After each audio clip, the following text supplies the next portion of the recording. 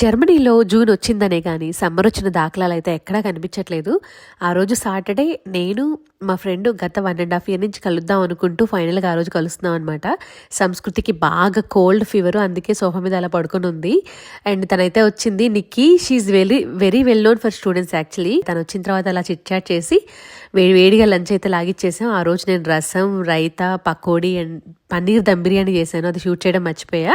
Lunch చేసి బయటికి రాగానే మా ఊర్లో అందరూ బీర్ బైక్ మీద ఇలా బీర్ తాగుతూ ఎంజాయ్ చేస్తున్నారనమాట. యాక్చువల్లీ ఇది జర్మనీలో ట్రెడిషన్ అనమాట. సమ్మర్లో వీళ్ళు ఇలా దీన్ని బియర్ బైక్ అంటారు.